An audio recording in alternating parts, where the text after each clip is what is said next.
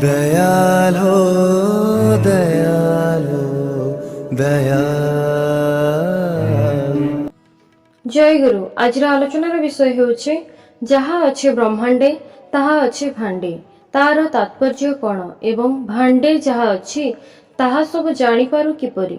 श्री ठाकुर ए प्रश्नर उत्तर देवा पाई जे कहले ए सही मनीषर शरीर ओ ब्रह्मांडर माने माइक्रोकोजम एंड माइक्रोकोजम रो कथा। विश्व जगत रे जहा अच्छे मनीषर शरीर रे ही ताहा अच्छी केंद्रीभूत होई। पुणी मनीषर समग्र शरीर रे जहा अच्छी शरीरर गोटिए कोषर मध्य भी ताहा अच्छी। गोटिए अणुर जहा गठन विश्व ब्रह्मांडर गठन भी मूलतः ताही। स्थूल जहा देखुच तार मध्य सूक्ष्मतम जा किछि स्तर पारपर्य ओतप्रोत भाव अनुस्यूत होई अछि। प्रत्येकटी जहा किछि आजि जो आकार देखुच हुए तो ए आकार नथिला, किंतु एई होई उठिबार संभावना ताठारे थिला। सेई संभाव्यता ही विवर्तित होई होई चलीछि प्रकृतिर वक्षरे परिवेशर मध्यरे।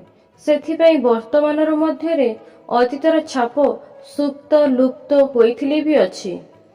एक ही बहुर मध्यरे विचित्र रूपरे आत्मप्रकाश करिअछि। एक ही बहु होई अछंती, आहुरी होई चलिछंती। सेई ऐक्य सूत्रटी धरिबाकु हेबो जहा बहुरे रूपायित। सेई मूल जिनिसटी हेला केन्द्रानुग आकर्षण। केन्द्रर प्रति सक्रिय आकर्षण को बाद देई किछि ही आत्मरक्षा करि पारेना। एई आकर्षण रे पुणी गोटे सुसीम सीमारेखा अछि। सेईटाकु अतिक्रम करी से जेतेबेले केन्द्र को ही आत्मसात करबाकु चाहे सेतेबेले आसे विकर्षण। एई आत्मविकर्षणर टणाटणी और संघातर मध्य देई ही नूतनर आविर्भाव हुए। एई भावरे पारस्परिक आकर्षण विकर्षण और संघातर मध्य देई आहुरी नूतनर अभ्युदय हुए। एमिति करी ही सृष्टि गुणित होई चले। एई तांकर लीला। लीला माने आलिंगन ग्रहण, देवा नेबा, मिलन विरह, सबु हरेई सबु पाइबा। सबु पाइबी निजर बोली किछि न रखिबा, किछि रहिबा। जे मुहूर्ते पूर्ण तुमे से मुहूर्ते किछि तब नुहे। तेणु तुमे पवित्र सदा ही। धैर्यटी दा। एहार वैज्ञानिक भित्तिटा सेमिति ठीक बुझी पारुनहि।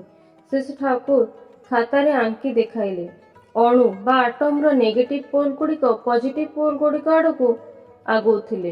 ताठारु क्वांटा बा द्वितीकणा क्यों भावे छिटिकी छिटिकी बाहरे पुणी देखाइले गोटे कोषर नेगेटिव पोल पॉजिटिव पोल आड़कू आकृष्ट हेबा फଳରେ केमिति नूतन नेगेटिव पोल और पॉजिटिव पोल सृष्टि होई कोष विभाजन होई चले। कथाटी आसीछि आलोचना प्रसंगर द्वितीय खंड पृष्ठ 15-16। जय गुरु।